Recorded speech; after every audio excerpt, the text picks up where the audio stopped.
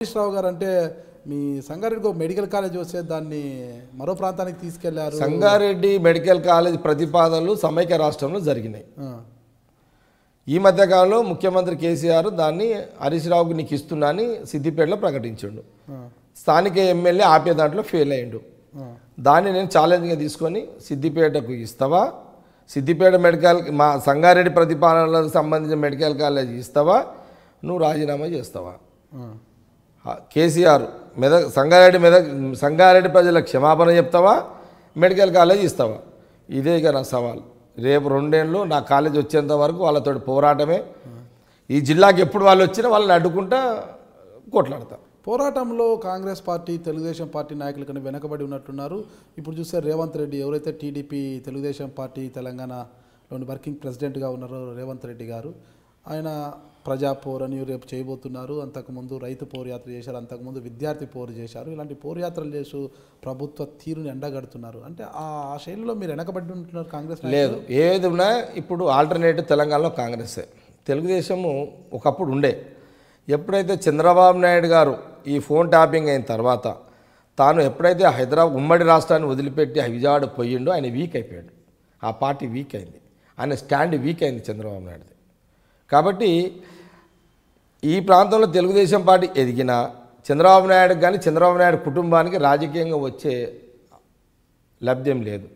కాబట్టి తాను 100% ఆ రాష్ట్రానికి ముఖ్యమంత్రిగా ఉంటూ ఆ రాష్ట్రాల్లో ఉన్న తన రాజకీయ జీవితాన్ని గడుపుతాడే తప్పితే తెలంగాణకి రాడైనా.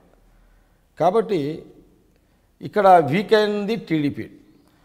ఉద్యమాలు రేవంత్ రెడ్డి ఎన్ని ఉద్యమాలు చేసినా కేసీఆర్ మొదటి నుంచి కూడా తాను టీడీపీని టార్గెట్ చేస్తూ పనిచేసుకుంటూ వచ్చాడు. టీడీపీ ఆ ట్రాప్లో వెళ్ళిపోయింది. స్థానిక నాయకులందరూ అదే ప్రయోగం కాంగ్రెస్ మీద చేసాడు. కాంగ్రెస్ కేసీఆర్ ట్రాప్లో పోలే, 1-2-3 తప్పితే ఎవరు కూడా పోలే. కానీ కాంగ్రెస్ పార్టీ భూమిలో నుంచి వచ్చింది. అది భూమిలో నుండి వేర్లతో, అంటే మర్రి చెట్టు లాంటిది అది కాంగ్రెస్ పార్టీలో కూడా విభేదాలు ఉన్నాయి. ఇక్కడ చూస్తే ఇప్పుడు తెలంగాణ పీసీసీ అధ్యక్షుడు ఉత్తమ్ కుమార్ రెడ్డి గారు ఉన్నారు, మరోవైపు కోమటిరెడ్డి గారు. ఈసారి తెలంగాణలో కాంగ్రెస్ ప్రభుత్వం అధికారంలో సీఎం నేనే అని ఆయన చెప్తున్నారు. కాంగ్రెస్ పార్టీలో అంతర్గత పోరు మొదటి నుంచి ఉంది, ఇప్పుడు కూడా ఉంటుంది. నాయకత్వ బలం ఎక్కువ కాబట్టి ఇక్కడ ఆశించే వాళ్ళు ఎక్కువ ఉంటారు. కోమటిరెడ్డి గారు చెప్పినట్టు ఆయన సీఎం అవుతారా? కాంగ్రెస్ పార్టీలో ఎవరైనా సీఎం కావచ్చు, ఎవరైనా కావచ్చు. వాళ్ళ చతుర్దశ వాళ్ళ అదృష్టం, ఎవరైనా కావచ్చు. కాంగ్రెస్ పార్టీలో కష్టపడి అధిష్టానాన్ని మెప్పించి కష్టపడి వాళ్ళ యొక్క పనితీరును అధిష్టానానికి నచ్చే విధంగా పనిచేస్తే ఎవరైనా కాంగ్రెస్ పార్టీలో సీఎం కావచ్చు, సర్వీస్ ఇవ్వచ్చు. జగ్గారెడ్డి గారు తరచూ పార్టీలు మారే మనిషి. బీజేపీ నుంచి కాంగ్రెస్కి వచ్చారు, బీజేపీ నుంచి టీఆర్ఎస్కి వచ్చారు, టీఆర్ఎస్ నుంచి కాంగ్రెస్కి వెళ్ళారు, కాంగ్రెస్ నుంచి మళ్ళీ బీజేపీకి వెళ్ళారు, మళ్ళీ బీజేపీ నుంచి కాంగ్రెస్కి వచ్చారంటున్నారు. ఇప్పుడు అనుకూలిస్తే కేసీఆర్తో అనుకూలిస్తే టీఆర్ఎస్ వైపు చూస్తున్నారు. అయితే టీఆర్ఎస్ తలుపులు మూసేయడంతోనే ఆయన వ్యక్తిగత విమర్శలకు దిగుతున్నారు. టీఆర్ఎస్ ఏమాత్రం గ్రీన్ స్వింగ్ నడిచినా టెన్షన్గా జగ్గారెడ్డి గారు టీఆర్ఎస్ వైపు వెళ్ళిపోతారు అన్న అపవాదు కూడా ఉంది. మీ సమాధానం? ఒక విషయానికి వచ్చినట్టయితే ఈ పార్టీలు మార్చే విధానం జగ్గారెడ్డికి అయితే ముద్ర ఉందో అది వాస్తవమే, అది ఫ్యాక్ట్ జరిగింది. అది బీజేపీలో ఎదిగిన తర్వాత అనగదొగ్గబడ్డ కాబట్టి టీఆర్ఎస్లోకి వచ్చిన. టీఆర్ఎస్లో ఎమ్మెల్యే గెలిచిన అక్కడ కూడా నాకు న్యాయం జరగదు, ఇది ఎప్పటికైనా ప్రమాదమే ఈ పార్టీ రాజకీయంగా అనే గ్రహించి కాంగ్రెస్లోకి వచ్చిన. 10 ఏళ్ళు కాంగ్రెస్లో ఉన్నా.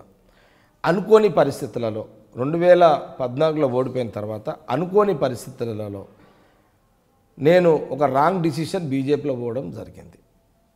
ఆ పరిస్థితులు అప్పుడు నా బలహీనతనే, అంటే నా బలహీనతలు అంటే అది వాస్తవానికి చెప్పాలంటే కారణాలు పెద్దగా లేవు. కానీ ఆ సమయము మరి ఒక అందుకు చెప్పాలంటే నన్ను వాళ్ళ ప్రెషర్సు, లేకపోతే నా దగ్గర ఉన్న నా వెల్విషర్సు, నాకు ఎవరైతే వెల్విషర్స్ ఉన్నారో వాళ్ళు కూడా ఒకరిద్దరు అందులో బీజేపీ సింపథైజర్స్ ఉండడము, ఇందులో ఇద్దరు ఉన్నారు సింపథైజర్స్, వాళ్ళు కూడా నన్ను ప్రేరేపించడము, ఆ టైంలో నేను సరి అయిన నిర్ణయం చేయడము ఆలోచించుకోకపోవడంతో తప్పుడు నిర్ణయం తీసుకొని బీజేపీలోకి పోయినా. అది పోవడమే తప్పు అని అనుకుంటూనే పోవడం జరిగింది. దాన్ని గ్రహించి మళ్ళీ రిటర్ను మా జిల్లా నాయకులు దామోదర్ రాధానరసింహ గారితో కానివ్వండి, సునీతారెడ్డి, గీతారెడ్డి అందరితో మాట్లాడి మళ్ళీ నేను బ్యాక్ రావడం. మళ్ళీ నన్ను బ్యాక్ తీసుకోవడానికి కూడా అవకాశాలు ఎట్లుండే అంటే, నేను బీజేపీగా పోటీ చేసినప్పుడు నా కాన్స్టిట్యున్సీలో 55,000 ఓట్లు మళ్ళీ నాకు ఓటు బ్యాంక్ వచ్చింది. ఆ కాన్స్టిట్యున్సీలో 10,000 కంటే ఎక్కువ బీజేపీ ఓట్లు లేవు. మళ్ళీ నా పర్సనల్గా అంటే నేను ఎటు పోతే అటు 45,000 40,000 ఓట్లు జగ్గారెడ్డికి ఓటు బ్యాంక్ ఉందనేది ఆ ఎన్నికల్లో రుజువైంది. కాంగ్రెస్కి డిపాజిట్ గల్లైంది అక్కడ, కాంగ్రెస్కి ఏది సంగారెడ్డిలో. కాబట్టి మళ్ళీ నన్ను కాంగ్రెస్లో అటు ఉత్తమ్ కుమార్ రెడ్డి గారు, భట్టి గారు వీళ్ళందరూ